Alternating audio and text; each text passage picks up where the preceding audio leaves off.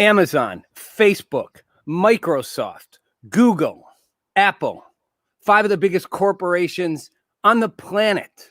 Has big tech gotten too big? Is it time to break up? It's Rob Nelson Live.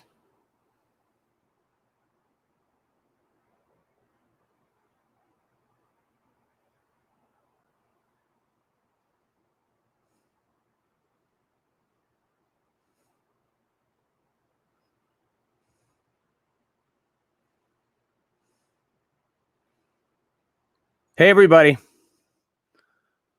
Welcome to the show. How's it going? We didn't do our normal opening today. I don't know why. That's why I was sitting staring at you guys like a blank wall. So is it time? Is it time to break up with big tech? Breaking up is hard to do. Hey, Monkey Arms. Good to see you. All right. You know what? Here's where we're going to go with this show. It's a special Monday night show. And I really want to get into our relationship with big tech. We have a very, very codependent relationship, but they're winning. They're the abusive part of our relationship. And I want to get to that. I want to first sort of what triggered all this for me. I mean, I've been talking about how big tech is for a while, but I want to get into what triggered it. And I want to sort of follow up on what's happened with Robinhood, GameStop, and this massive trading thing that just blew up in everyone's faces. And by the way, if I look cold, it's because it's 40 degrees here in Florida, but I do my studio outdoors and I'm sticking to it. You know, one shirt, you know, whatever. I do this in ice water for you guys. So quick recap for those of you who watched the show on Friday. You know, basically I went through what happened with Robinhood and this whole trading thing, but I'm doing a quick recap and sort of tell you what's happened since. So short story is, you know, Wall Street, big hedge funds do this thing called short selling. They borrow a stock. They basically borrow it. It's kind of an option type thing. And it's real low. It's a stock. It's undervalued. It's a company they think is going to not last long, like Bed Bath & Beyond, which is in trouble because of Amazon, and GameStop, which was, you know, been around forever as a video store, you know, and kids would get all their video games. And the stock was real low. So they basically sell the stock cheap, but they don't really own it. And then they buy it back when it falls and they make a difference on the profit. And it's called short selling. And for years, people have said short selling is just a financial scam. It's just a way that big hedge funds make hundreds of millions of dollars off what they're doing.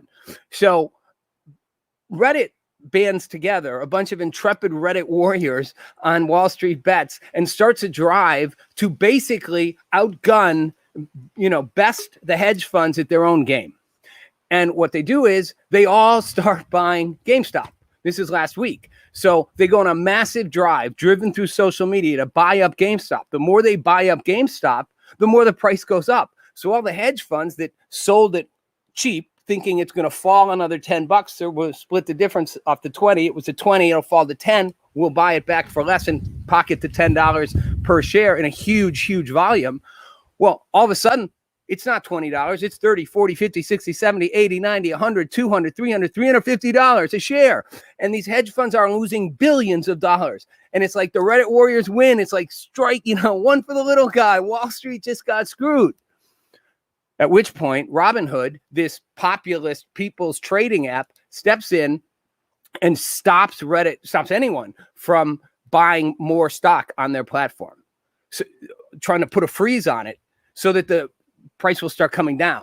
And the price comes down when people sell. But Reddit's in a don't sell. We were not selling. Hold on. Hold GameStop. So cut to a huge thing blows up because these hedge funds lose $3 billion. Robinhood, this populist trading app, stops letting people buy the stock. And it's like, wait a minute, you intervened to help the big guys. And as I said last week, it gets all murky because, you know, Citadel is this big company that's invested in Robinhood, and it's a key player in Robinhood. And Google Ventures, which was one of its core investors in Robinhood, step in and appear to help Robinhood. And Citadel bails out Melvin Capital, one of the biggest losers in this whole thing, one of the big hedge funds. And Citadel's in bed with Robinhood. Google's in bed with Robinhood, and Google basically pulls down hundreds of thousands of negative reviews about the app. Talked about that last week, saying, hey, these reviews, we don't let reviews go out on an app that'll influence the success or failure of an app. And you know what I think about that? It's like, what BS is that? Like we'll get to this. These social media platforms make up new reasons all the time for what they're doing. It was justified. It's in our best interest. We had to do it. And it's always like BS. So meanwhile, and Apple does the same thing, pulls down the negative reviews, and Facebook shuts down the Robinhood discussion group. I mean, it's like everybody's, conspiring to stop the little guy who stuffed it to the big guy on Wall Street. Okay, that's what happened. Cut to, it's a few days later, the wind passes. This GameStop is valued at like $20 billion all of a sudden. It's like a market valuation that can't possibly last. But the message goes out on social media. Hold GameStop, hold GameStop. In other words, don't sell. Yes, it's worth $250. Don't sell your stock. If everyone doesn't sell their stock, the price stays up. Now, this gets fun because at the end of the day, it's impossible. I mean, GameStop can't stay valued that high. The company's not worth what its stock's at. I mean, it's just simply not. But for now, it is staying that high. And it's staying that high because people aren't selling, which is just really shafting all these Wall Street firms even worse, these hedge funds. Okay, so that's the quick story on that. Bring it up to date. People start going, something's up with this. Robinhood had no right to step in and stop us from trading. And I talked about this last week. Robinhood said we had to do this. And, the reality is Robinhood did not control the listing on the stock exchange. The New York Stock Exchange did. And again, you only step in to halt trading when you think something's wrong, when you think the company's lied about something or withheld important information that would affect investors. You don't step in just because people are making money. When did you ever hear of someone stepping in and stopping trading because the stock's price is going too high? Oh, Microsoft is taking off. Let's stop trading. Doesn't happen. But Robinhood did it. And it made people furious. So the Reddit investors, the Reddit group, they do a class action. We got a couple graphics that'll go through with this as we go. Reddit users decide to do a class action lawsuit. They're like, we're done. We're going class action. Crafty, we got some graphics for some of this stuff. So just to keep you as we go, keep some visuals rolling as we roll along.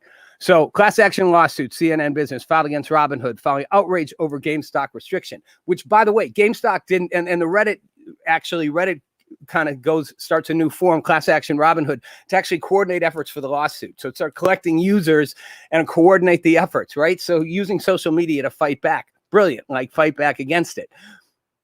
And again, so Robinhood takes a further step, which is iffy. They stop people buying the stock. They didn't stop people selling it. Curious. Why? Because selling it would push the price down, which is what the hedge funds wanted. But remember, Robinhood says hedge funds didn't influence, even though one major hedge fund's an investor in us, and they're bailing out the other major hedge fund that was losing billions of dollars. Right. But hey, had no choice. And then, people like Dave Portnoy, Elon Musk hates short selling. Dave Portnoy goes off on it and says Robinhood must die. I think he could get charged with like inciting violence for this. There's no reason you should be using Robinhood after today. And Portnoy actually, to his credit, goes all in and's like, I will lose whatever amount of money I have to lose to do this. He's already lost, I think, $250,000 because he's just like, I'm in to try to help sink the ship over here with Robinhood. But sadly, Robinhood is not dying. In fact, Robinhood just raised $3 billion in the last 4 days in a fundraise, right? Like, it's like crazy because they expanded and had so much use that they decided to literally go and raise billions of dollars. And they announced it before it was even like signed on the dotted line. Like, look, guys, we just raised $3 billion. So meanwhile, Elon Musk decides to have, he goes on this app called Clubhouse, which I don't know if any of you are on. I just got on it, actually. It's that invite only thing. And Elon Musk does a Elon Musk thing talking about all kinds of stuff. And then he has the chairman, Vlad Tenev, come on the show. So that's Robinhood's CEO. And he asks him about what's going on. So Elon Musk has Vlad Tenev come on and starts going through. What did you do? What did you guys, tell me what really happened. And okay, Crafty, thanks. And basically, and this is where it's going to get really interesting, because now, and this is the part of this, if you didn't know, this is where like the rubber meets the road on this. Musk says, why did you do what you did? And people have been asking Robinhood this all week. And Vlad Tenev says what he said before.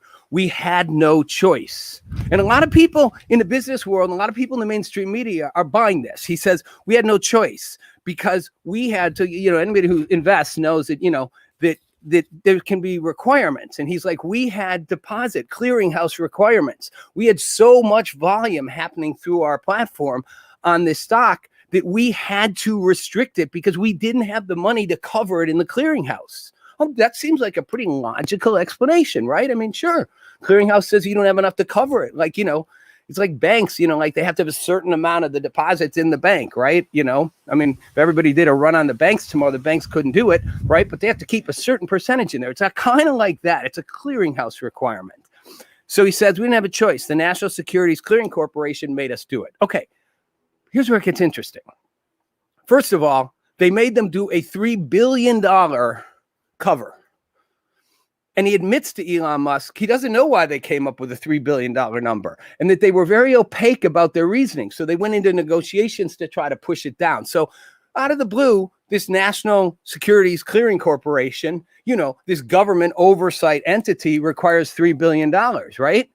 Except the National Securities Clearing Corp is not a government oversight entity. It sounds like one. It's not the SEC. The National Securities Clearing Corp, which required, according to Tenev, Robinhood to put this money in, is actually a subsidiary of the Depository Trust Clearing Corp. And the Depository Trust Clearing Corp is a trading services company. This is a private company made up of all kinds of people in the investment business and community, which has a subsidiary which manages this process and required this clearinghouse deposit. Now, I'm not saying the clearinghouse stuff is all made up, but as Elon Musk said, well, who told them they had to come up with it? Who told them they had to do that to you? Do you think they could have been influenced maybe by powerful investment hedge fund people who put their own people on the boards of this regulatory body that's not a regulatory body, but it's a private company? At which point Tenev, Robinhood's CEO, says, oh, now you're digging into conspiracy theories. Seriously. Now we're going conspiracy to suggest that a private company that oversights you came up with an arbitrary $3 billion number to require you to put that in to keep trading going on your platform, knowing that you couldn't come up with that amount of money and it would require you to stop trading. Huh. Who wins on that one? Let's say Wall Street. By the way, sidebar. Hey, Undercover Prodigy 13. Thanks for being here. Sidebar. Robinhood's chief legal officer just happens to be a former Securities and Exchange Commissioner. Securities Exchange Commission commissioner. And Robinhood's head of regulatory affairs just happens to be a former Securities and Exchange Commission chief of staff. They wouldn't really have any ties into this. Remember, the SEC ultimately is on the side of Wall Street. It always has been. Yeah, I agree, Hobo Housey. Manipulation masters. It's exactly what they are. And it truly did feel and does feel like in Portnoy and people and me, our outrage is you only let the rich make money. I mean, as soon as the little average guy banded together on social media and started making money, and people were making money, people were making tons of money, you stepped in to stop them because it was hurting your power players, the rich, the billionaire hedge fund class. You guys were getting shafted by the little guy, and you appear very clearly to have stepped in and tried to stop it. And big tech supported it. Google, Apple pulled down hundreds of thousands of negative reviews on the Robinhood app. Why? Well, we pointed out last week, Google Ventures is an investor in Robinhood. Why did Apple do it? I don't know. Facebook pulled down the Robinhood user group, saying that they were doing adult sexual exploitation. Why did Facebook pull down the Robinhood user group? What's Facebook's interest in this? I don't know. Billionaire class of billionaires, of big tech billionaires? Yeah, Tyler, I agree with you. But I don't agree with the first part. They're gonna get a class action lawsuit, but they just raised $3 billion. They just did a raise in 4 days of $3 billion. So clearly Wall Street is backing them. And it makes sense. But why big tech intervening on this? I get Google. Google's an investor in it. Why did Apple do it? And why did Facebook shut down Robinhood? And again, I'm so sick of the reasoning they use. And I complain about it when people are censored or groups are pulled down all the time. But you were doing adult sexual exploitation on your site? Like, really? Like, they just can't come out and just say why they're really doing it. I mean, this is what bothers me about big tech. Wonderful if all the retail traders were losing, trading never. Oh, of course not. Trading never would have been halted or restricted at Wonderful. If all the retail traders were losing, they never would have done it. Never in a million years. They would have let the retail traders lose all day long. They only stepped in because the hedge funds were losing billions. And again, I'm not saying Robinhood is lying that they were asked to come up with a capital deposit requirement, as part of the clearinghouse thing. But they were asked to do it by a private company that manages that came up with, by their own admission, an arbitrary number of $3 billion, knowing Robinhood could never meet it. Now, was Robinhood in on it? I don't know. Citadel's one of their backers, and Citadel bailed out Melvin Capital, which was one of the biggest hedge fund losers. I don't know. It sort of seems like they might have been in on it. Robinhood didn't seem to actually do that bad, Tyler. Robinhood's coming out just fine. I mean, Portnoy's right. People should stop using Robinhood. And maybe you're right, Tyler. Maybe a massive class action suit would actually hurt them. But again, they all band together. And social media backs it. And why do these social media giants back it? And that's why I want to go with this. Robinhood will go before Congress. And you know what? They're going to get softballs, Tyler. And here's the thing. This isn't that partisan. I mean, the truth is, Wall Street has its money deeply embedded into both parties. I mean, they really do. And, are they going to get more softballs from Republicans? I don't think so, because it's sort of a populist strain in Congress right now. And, it's sort of more, I don't know if I want to call it libertarian, but when it comes to this stuff. But again, I think you're right. There's going to be softballs lobbied at them. And again, you know what? Most of these people in Congress don't understand crap about how these things really work, right? I mean, they have staffers and all that, but at the end of the day, Robinhood's going to run circles around them. Well, we had to do it. We had to cover the deposits. Like, is anybody going to go and point out the obvious? Like I just said, you were asked to cover this by a private company that came up with an arbitrary number. That has all kinds of this board. It's been called a board, this national, clearinghouse. I mean, it's not really a board. It's a company. It sounds like it's like an SEC. It's overseen by the SEC, meaning the SEC makes sure it's not up to no good. But the SEC is in bed with all these guys. Revolving door. Okay, so rolling along, guys. I want to get into some social media stuff big tech stuff, because that's why I wanted to go with this. Truth Seeker 7777. Like it. I'm all for the truth seekers out there, you guys. Because I think where this goes, it's really interesting, is all about big tech. This started a whole conversation about big tech. And it was partly because, like I said, why did Facebook pull down the Robinhood group? Why did Google pull down 100,000 negative ads from the app? Well, because they're an investor in Robinhood. Why did Apple do it on the App Store? Why do they seem to band together? Back to where I started. You got five major big tech companies. I mean, you could argue if there's others, but Microsoft, sort of the original, Amazon, Facebook, Google, and Apple. Essentially, those, let's just say, are the five mega players in the room. And those five companies are more powerful than most governments. Big tech, it's time to break up. There's our little icons and the little monopoly guy, Mr. Wall Street. But no, I mean, because they literally, their combined assets, their combined net worth, their profits, their operating budgets, they are bigger and more powerful than anyone. And collectively, they're bigger and more powerful than the U.S. government. Absolutely. It does stink to high heaven. The whole thing does. So I want to look at what's going on. So when we look at, at big tech's relationship, and this gets complex, and I don't want to get too in the weeds, but a little bit on what's going on with why we don't break big tech up and why we might need to consider breaking it up. So we got a little graphic here, found a little research. It's not my own graphic. I found it. The Monopoly Man rocks. So Crafty, let's show that little survey. Big tech shows how percentage of people. Here we go. This is how Americans feel about big tech. This is a Vox survey. Overall, think big tech's economic power is a problem facing the U.S. economy. 65% say yes. Support breaking up big tech. 56% say yes. Approve of Twitter's decision to suspend President Trump's account. 55%. So that last one, 55-45, it's a little closer. Now, when you look at Democrats and Republicans, this is where it gets kind of interesting. No shocker on the Twitter's decision to suspend Trump. 87% of Democrats are yes, and 28% are Republicans. So clearly, there's a partisan divide. On the issue of breaking big tech up, it's pretty close, 58 and 61%. It's pretty partisan even. And, almost 60% of the population wants to break big tech up. At least they think they do. And then when it comes to is it a problem facing the U.S. economy? 70% of Republicans, 59% of Democrats.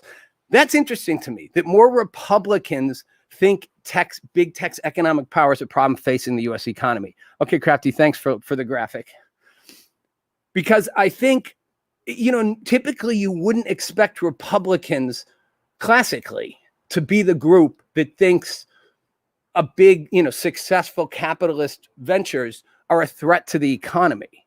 I mean, breaking them up seems almost socialist, if you want to use the S word. But it's not. I mean, we've, broken up big companies before, right? I mean, the original trust busters, took down, it was Standard Oil and the oil barons and the oil companies. They got taken down, There was issues around the railroads. Certainly, when AT&T and the telecom breakups, these were all antitrust actions. No Country 2020, like Vegas when I was underage. They could care less when I was at the table losing, right? But as soon as I started winning, suddenly I'd get kicked out. Just a sidebar story on that. I went to law school, and when I was in law school, we studied a case. And the case was about a guy who went to Vegas, was winning like crazy, and they put him in the rooms and the whole thing, gave him don't go anywhere, gave him the best of everything, knowing that if he played long enough, he'd lose. And he was a, addicted chronic gambler, and he did eventually lose. He lost millions. He literally went in the hole like $2 million and put his whole life and his family, under the sink here. He couldn't pay it back, obviously, kind of ruined himself. But the IRS came after him and said he owed on the money he had made temporarily for that week when he'd made like $2 million, that he owed taxes on the amount that he had made, even though he lost it like a day later. And it went all the way to the Supreme Court, where the Supreme Court overturned it and said that was essentially absolutely unreasonable. But the reason it was funny is when I was studying it in law school, one of the kids in my class with me, it was his dad. It was just trippy sidebar story. But again, yes, they, go buddy. It's a great question. How does the dependence on social media decide split-second decisions of trading firms? So it's welcome more thoughts on it. Yeah. So, I mean, obviously, so social media's prevalence is massive. I mean, we're now seeing it literally can move blocks of anything, and it has the power to move at like rocket speed. It's literally it's like a tidal wave. It just comes, typhoon, whatever, just comes sweeping in. 1 second, everything's fine, and then and it can be around a social issue, or as this proves, it can be around a cause. It can be around false information. I mean, it can be everything from the cancel culture stuff we've seen to the stop the steal stuff we saw. I mean, both of those are driven, massive efforts to cancel people. The BLM was protests, yes, but social media drove it. And Stop the Steal could never have succeeded. President Trump alone couldn't generate enough without social media. I mean, he used Twitter, which was social media, but that became a viral thing. Massive fake news conspiracy things do. And here's where this is another interesting but relevant sidebar to the whole issue of big tech. Apple's CEO Tim Cook the other day, and Apple and Facebook are in a feud, but went off on Facebook without ever saying it was Facebook, but like if you watch the interview, it could be nobody but Facebook, and talked about how Facebook's algorithm and the whole method of using algorithms to create the way it creates a generator to produce revenue does two things. One, it's essentially a machine to allow them to generate the ability to take your data and profit off of it, which Apple, Tim Cook thinks is completely corrupt. Because remember, Apple's whole model is a lifestyle brand. It's all about giving you the tools to live your life. And Apple has a much more deep respect of privacy than Facebook. Facebook doesn't want you to have any privacy. But he went off on it and he made an interesting point. And he said, the very things that Facebook is now trying to stop, the very, extremism or conspiracy-led stuff that people, especially on the left, kind of go off on all the time, those very things that Facebook actually created them. It's very algorithms allowed for that to happen. And Tim Cook was like, you created this. You built a business model that this was inevitable. And when are we going to face it? Which is getting back to that point you made, Go Buddy, about the split second decisions that happen on social media and how social media feeds and creates its own narratives. And truth becomes what social media makes it.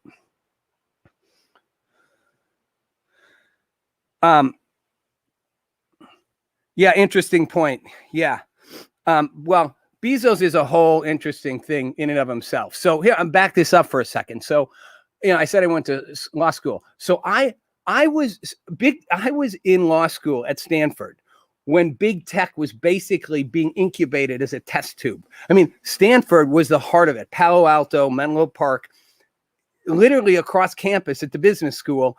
A lot of what became the tech giants of today and basically the tech revolution, all really a huge part of it came out of Stanford and out of Palo Alto. And obviously we know that, not just the companies that started, some are gone now, but the precursors. But I mean, the Googles and whatever, but Apple, but even Jeff Bezos. I mean, Jeff Bezos was in business school. I wasn't friends with him. My roommate was, because he was in business school when I was at Stanford Law School. So, Bezos was getting on the ground there. And I knew people who were part of these startups like Netscape. I mean, if you don't know what Netscape was like AOL, went away. But at the time, we were having conversations about what did the tech future look like. And nobody could have quite seen this, I don't think, not fully. But I was at the heart of all that. Believe it or not, we were having conversations about whether or not people thought e-commerce could succeed. And a lot of people were like, it'll never work. People want to go in a store. It'll never work. Now everything is e-commerce. And Amazon's proven people don't need to go to a store, and Amazon will make it all go away. So great question, Monkey Arms. If it's an algorithm that pumps this machine, it's breaking up big tech or regulating it best. I think it's a really, really good question. So let me give just whatever. If this gets boring, guys, just type boring. But just so everyone understands, the whole basis under antitrust has always been breaking up a monopoly or breaking up a company that's too big because it's hurting consumers. That's always been the rationale. Prices go up. They control too much. They gouge people. They have too much control. They have to be broken up. The problem with tech companies is the big tech companies, I always say tech companies, I'm not throwing by any means all tech companies, I'm talking about the giants, is that what they often do actually helps consumers. That's why I said we're in a bad, unhealthy relationship, because Amazon isn't price gouging you. Amazon's not screwing you. Facebook is free. Instagram is free. They're not charging you anything. Now, they're charging you in a different way. They're taking your data. They're taking your privacy. They may be ruining your life, but they're not charging you. So the old model of antitrust and of breaking something up is it hurting consumers? We want to create a way to push more competition in so prices will go down. And the problem with tech is they're not hurting consumers for the most part. Consumers love them. Consumers think they're great. They give you. It's like a candy store of benefits. The problem is they're killing competition. And so the whole rationale for breaking up is we are literally stifling the ability to have any competition in these spaces. And, essentially, like a good example, a tiny example. And this was a lawsuit. Google has Home and Amazon has Echo as speakers, right? And basically they dropped the price on those things super low to prevent competitors from being able to stay in the market. And it happens all the time. It's called predatory pricing. They literally underprice things at a level that no one can compete with. Remember Quidzy? I don't know if you guys remember Quidzy. Quidzy was like that diapers, home mom stuff. Quidzy got beaten down because basically Amazon came in, founded Amazon Mom, and just dropped the prices and everything. Like diapers went 30% down, and Quidzy was like, we can't compete with that. They're going to lose a fortune, but they don't care. They'll run us out of business. That's the problem with how big Amazon is. Amazon can predatory price anybody. It can make it impossible for anyone to have a fair negotiation. How do you negotiate with them? Google has 50% of all searches. How does anybody negotiate if they were trying to be bought up? If they want to buy you up, they buy you up or they run you out of business, right? I mean, they do, a classic thing is how they violate patents. You'll see the big tech companies will literally violate patents like all left, right, and center. They don't care. They'll take the cost. It's a cost base, like the old days with the car companies that were like, how much does each life cost us? Is it worth putting in seatbelts? It's like that. How much do these lawsuits cost us? Not enough to matter. We'll violate their patents. We'll ruin them. I mean, they squish the competition, and then they do things what's called monopoly rent, where they put basically, they can sometimes charge higher prices or put fees on things because they own the whole block. So the idea that competition, what do you mean when you break them up? No. So great point, Goo Buddy. By breaking them up and get back to the question too, is it better to break up or regulate? Monkey Arms had. So, because they're two separate things. So breaking up would essentially be, I mean, it's all different variations of how you might do it, but it essentially, okay, so, and it kind of flows over on the regulation. For example, some people have suggested, like Elizabeth Warren, that essentially you shouldn't, she uses the sports example. It's not quite right, but whatever, I love sports. So, that you can't be an umpire and a player on the same team. So there's the tweet, right? And it's not technically true because the umpires in baseball are picked by the league, and the league is owned by the teams, by the owners. So that is kind of all one thing, but I get the point. Essentially, yes, you're not supposed to be around, which is why, like in NFL, right? The classic Super Bowl, championship game before the Super Bowl with, the Saints and the Rams. And I've talked about it before, the guy literally dives into the guy, slams him out of bounds before he can catch the ball. It's like he does a head-on helmet first, full contact tackle before the ball even gets there, and they don't call it. They watch it on replay and they don't call it. Everyone watches it on replay. The league office doesn't call it. And it's like, wait a minute, you guys called this. You didn't want the Saints to go to the Super Bowl. How else do you interpret that? Thus, clearly they control the refs. But that's kind of the problem. And the point is that Amazon theoretically shouldn't be able to be a platform for letting people sell things that it then competes on that platform with its own product line. That is essentially one version of what breaking up would be, breaking them apart, preventing them, and it sort of flows into regulation, preventing them from doing things like that. It would crush Amazon in certain ways, but it's like you can let people sell on your thing, and you can sell on it too, but you can't sell against the people you're putting on there because you have an inherent conflict of interest around it, right? The other version of breaking up would be essentially, dismantling them, requiring them to be smaller entities, taking away, but essentially it's not literally just going to break them into 5 pieces, but taking away their ability to operate in as many spheres as they do. So, it would be like Facebook, and part of it's not letting them acquire things, right? Facebook acquires Instagram. It blocks the market, right? So to sort of be saying, you can't do that. We're not going to let you just keep acquiring. We're not going to let you just keep buying up your competition. That's another version of breaking them up. And these are great questions because I don't know that there is like a simple answer for how how do you fix it? The bigger question is, Do we have a problem big enough and bad enough that we need fixing? And I think the answer is yes, because we're seeing the effect of this, right? And it goes, hobo housing, selling each unit at a loss. Explain that more for me. I'm not sure where that's from, but that's everywhere, right? Break competition, government, people, companies. That's what drives the U.S. economy and free market, right? Competition and market dominance. Well, yes and no, but that's my point. Competition does drive the market. Market dominance is okay to a degree, but when you get too big, it's not. It starts having, and this is going back to my core point. We have given these handful of companies, allowed them to create a level of power, not just economic power, social power that is unprecedented. They are more powerful than most nations, both economically and, as we've seen, in their ability to control information. They make Putin look like nothing. Putin can't censor people the way Twitter can, Facebook can, Google can. Putin can lock a lot of people up. Alexei Navalny, the dissident, flies back into Russia. By the way, good for him. What a courageous dude, man. Guy gets on a plane, flies back into Russia, knowing he's going to get arrested the second he gets off the plane, trumped up charges, pun intended, for like whatever they said he did, like financial crime or whatever, and they lock him up. Thousands and thousands of people hit the streets all over Russia protesting. They've locked up 5,000 people. I mean, sidebar reminder how lucky we are.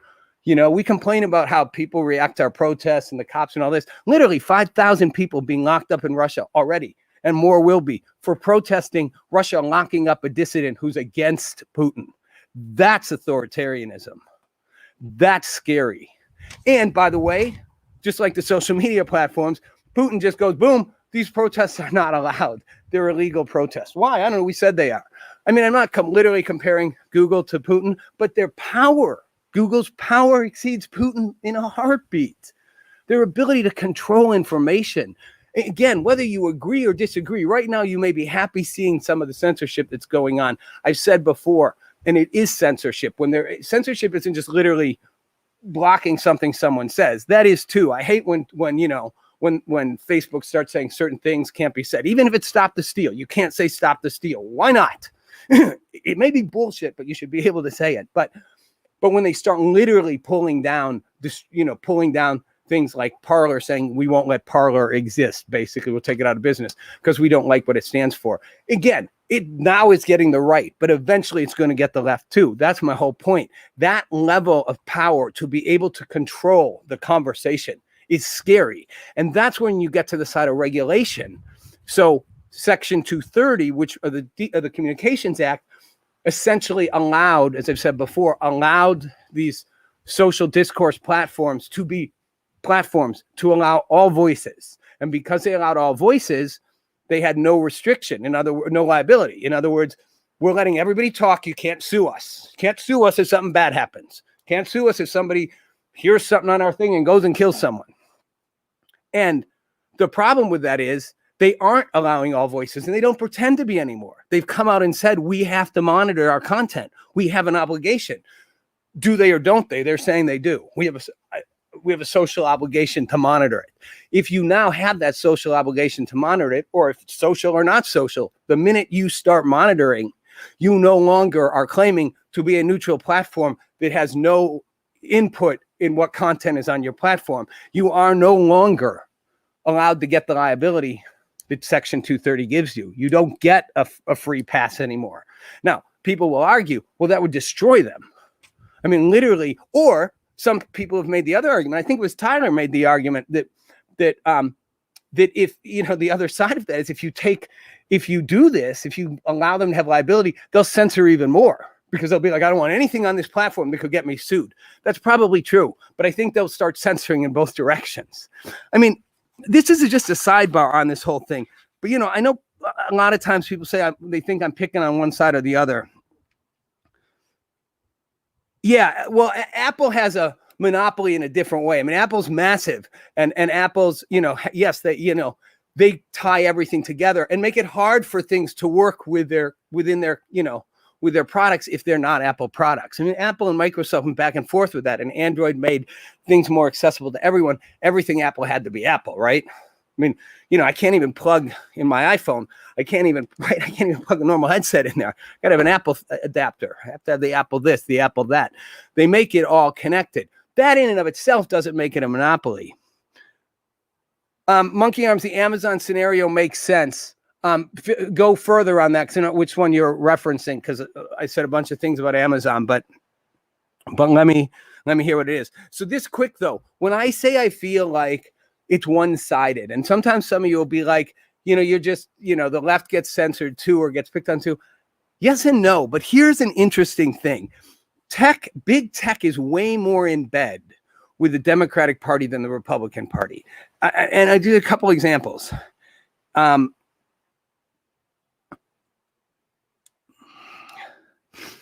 don't know, Monkey Arms. I'd like to hear that argument. I mean, I don't know.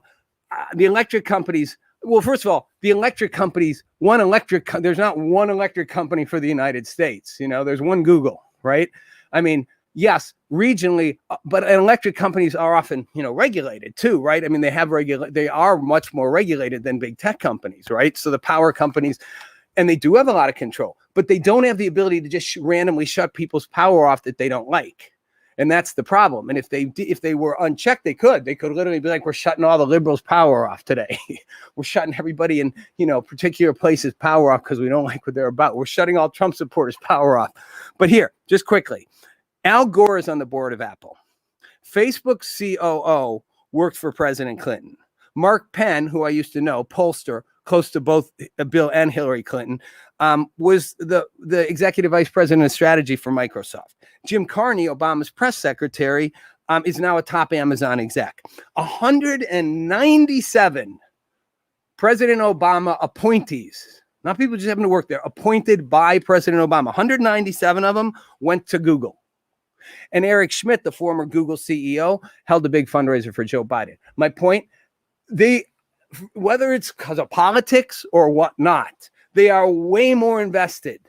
The line between the big handful of 5 big tech companies, Microsoft less so, but Google, Amazon, Facebook, the line, and Apple, to the degree to which, particularly Google, their ties in with the Democratic Party are really deep.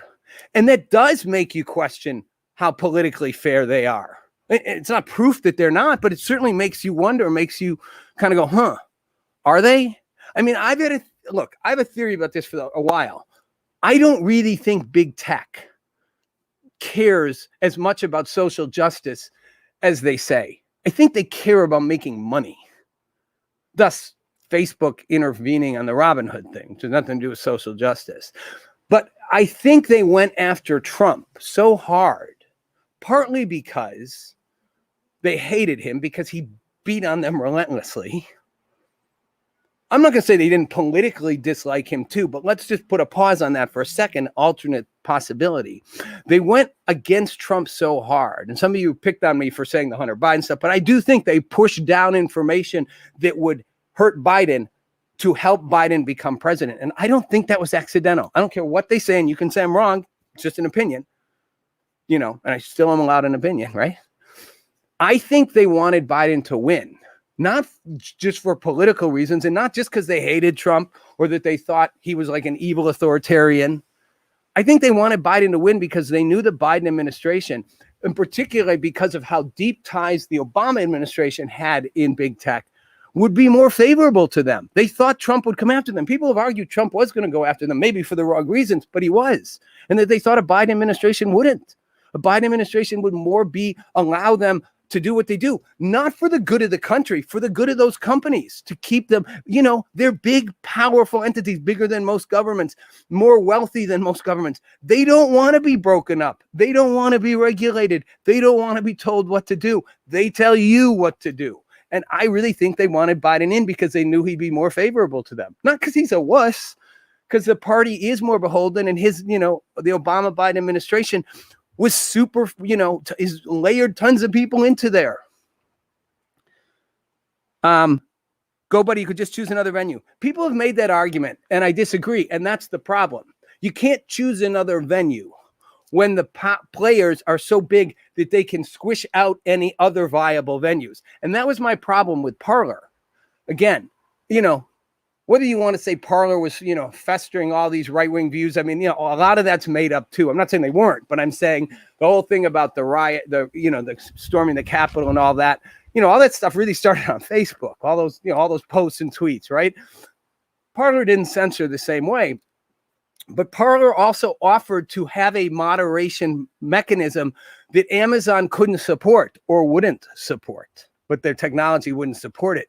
But either way, my problem is if you go to another venue like Parler and they simply shut Parler down, they can't force Parler to censor things, but they could take it off the app stores. So when you control the entire process, when you control every lane of it, every road in, every road out, when you control the ability for you to get the app, to listen to an alternate, to be an alternate venue, that's when it becomes dangerous, because you can't just switch venues any more than in the 70s. You could just switch phone companies if the phone company went after you. You couldn't.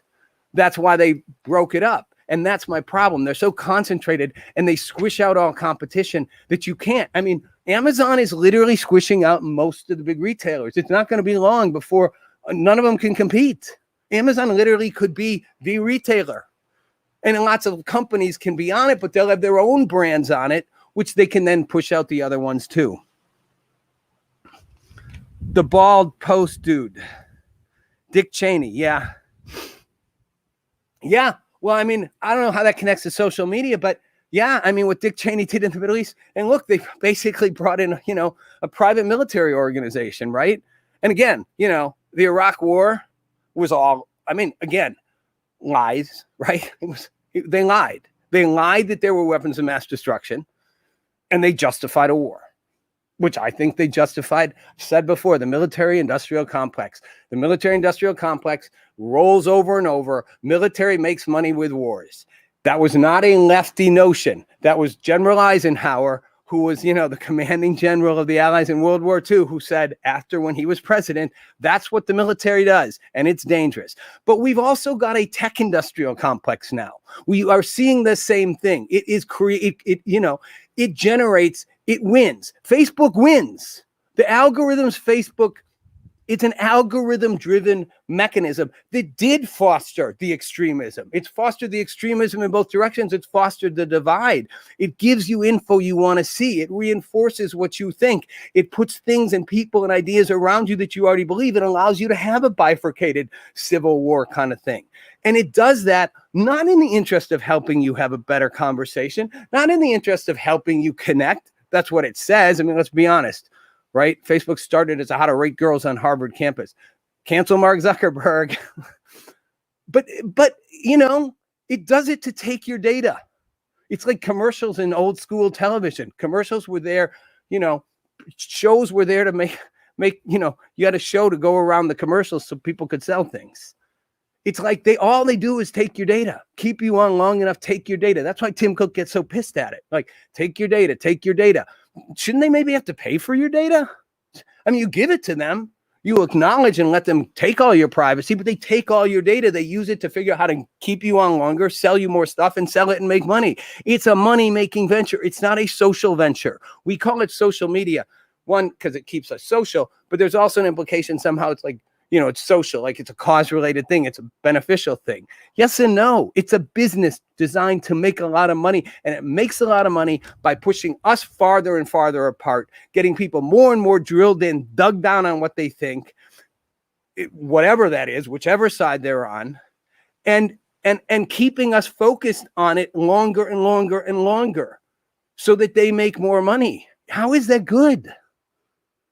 That's a more philosophical than whether you broke it up, but the ideas go together. I don't know how you break up Amazon. I mean, again, the simplest thing I can think of is, and guys, I don't have all the answers here. That's why I'm having the conversation. I think I have a few ideas on it. Possibly one of the ways you would break up Amazon is you would simply do two things. One, not let it be both a seller and a creator of the product lines. In other words, you're going to let everybody sell home goods on it. You can't have your own Amazon home goods version. You want to let people sell speakers on it. You can't have Echo. That's one way. The other is stop letting them keep acquiring. They keep acquiring. And right now the standard for not letting them acquire things is pretty low. Like, it's kind of like, You have to prove it's somehow unfit. It's going to create a problem. It's going to be uncompetitive, or you have to prove it's going to hurt consumers. And as I said, well, Amazon's acquisitions may not hurt consumers. They may help you lowering the amount. Is that a good thing? Sure, in the short term, not in the long term, because they're shoving everybody out. So one switch would be that we start looking at antitrust in a different light than we ever have, which is you have to prove. We're going to assume any mergers the big tech companies make are anti-competitive on the face of it.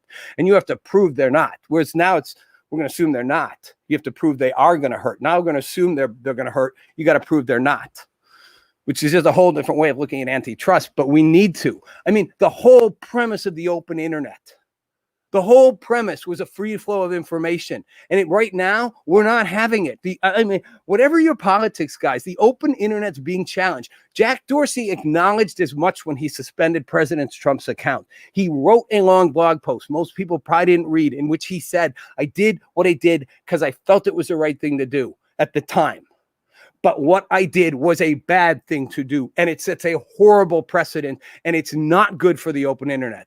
This is not a good thing to let my company be able to shut down whoever we want to shut down. At least he had the guts to admit that.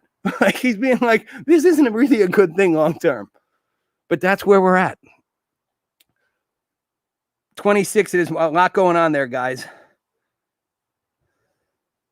Well, I am not going to disagree, buddy. I mean, you know, again, I'm going to disagree that no one can stand anything Trump is. I think people on the left can't stand what Trump is. 75 million Americans do. I mean, one thing reporters are finding who go out, like a Politico reporter went out to Wyoming and found, like, she came back like shocking news, just discovered that when I go out there, people love Trump still. He seems to be getting stronger and more powerful. She was kind of shocked. And she's like, in Washington, we don't seem to see that. And I'm like, which planet are these guys still, the elites, living on in their newsrooms and whatever?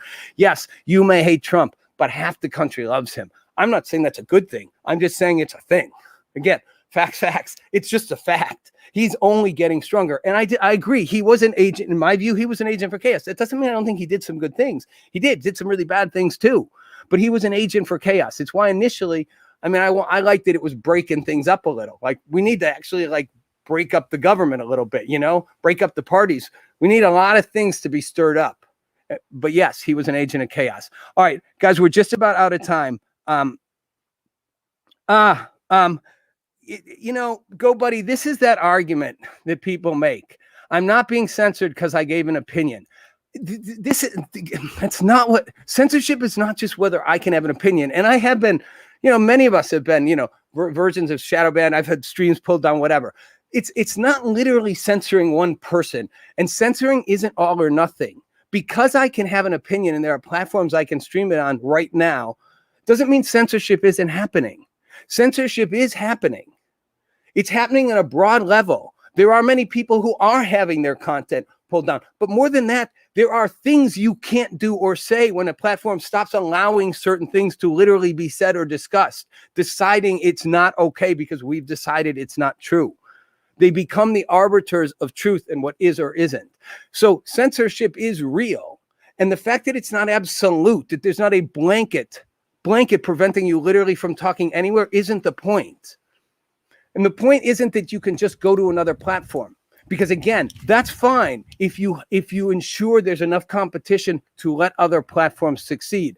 But when Google is powerful enough to stop another platform from existing, to cause it to go away because they control the ability to get access to the apps, that's when it gets dangerous. That's when right now it seems like it's just in this one lane. As it starts growing, and that's what this whole Robin Hood thing showed, went way beyond politics, it starts becoming dangerous, you guys. And again, don't get me wrong. I'm not saying, I'm being censored, or even, somebody, was it Tyler, who once said, he got pulled off a group or something because he broke the policies. It's so much bigger than that. It's so much more than literally censoring a political viewpoint. That's the short term. It's their ability to control not only the information, but the very means of getting that information, the very underlying elements of it. All right, guys, we are just about out of time. Crafty, you there? I want to give you a second to join me just for a minute because I know we're out of time. But I know you're a big tech guy, and all this stuff has really stirred you up. Can we hear you? This is a hair's breadth away from manipulating everyone's credit scores, and then people are going to lose their minds. Just 2 weeks removed of Pandora's box essentially being open, and people on the left are starting to realize that too. When people on the right were spouting, "Hey, you're censoring us," right? What's going to happen? What's going to have to happen in order for everyone to come together and say, "Okay, we have to start applying regulations and apply limits to some of these tech companies"? Is it literally has to affect them, right? Yeah. Loans, credit scores. If it's already affecting now your bank account, health, access to health stuff. Exactly. If it's already starting to affect now your bank account, it is literally a breath hairs away because your social is attached to your bank account to going even worse. And we kind of called it 2 weeks ago, 3 weeks ago. Guys, you're going to have unforeseen circumstances. Yep. This is literally just happening and getting worse.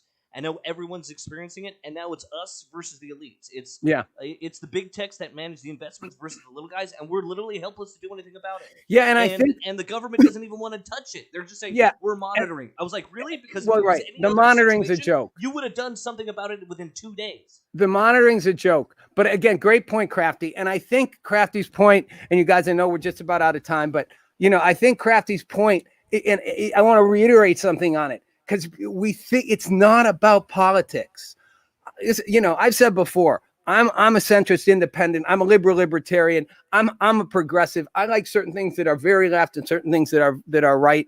I'm not a Trumper, whatever. This isn't about politics. It appears right now like it is, and that it's about social justice issues and about inclusivity and whatever you want to say. But as Crafty pointed out, and this whole Robin Hood thing showed it can be about so much more, and it will keep being about more. And when it hits your credit score or your bank accounts or stuff around health decisions, that's when it becomes too late to turn the tide back. And that's the danger. That's what cancel culture really is to me. It's not about just canceling someone for the wrong viewpoint. That's what it is right now. That bothers the heck out of me. But people will find other ways to have a voice. I agree with people who say that new platforms will emerge, but they can't emerge if the tech companies are too big and prevent them literally from growing. Not because they care about the politics, because they don't want the competition. It's about money. That's what it's all about. All right, you guys. Circle back. Thank you for watching. Thank you for all your comments, your feedback. Great show tonight. Last thoughts. I'm losing on the circle thing. All right, let me do last thoughts, Crafty. So, final thoughts on this are just a quick recap. I think big tech is too big, not because it censors people, not because it stops people from having a political viewpoint. I don't like that. It's too big because it has the ability and is using that ability to control way more than just a national conversation. And I do not think its goal is fundamentally about social justice or the right or wrong ideas. It is about an economic model. These huge tech companies, yes, and they've done some amazingly good things. We're in an amazingly better world for what some of these companies have provided. But that doesn't mean they can't be too big. It doesn't mean they can't be too powerful. And it doesn't mean at the end of the day, they're not fundamentally driven by a capitalist drive to make money and force out the competition. And that's what's happening. And sooner or later, it will affect every single one of us. It already is, but will start affecting us in ways that go so far beyond our politics. Before we get there, we got to kind of pull together and figure out, how do we make sure that outcome doesn't happen? Foster new competition in the marketplace. And these companies are going to do fine, but create the venues for, and this again, to me, this is a progressive thing. This is a little us against them. And I'm a progressive on this. Join me in the battle. Thanks for watching.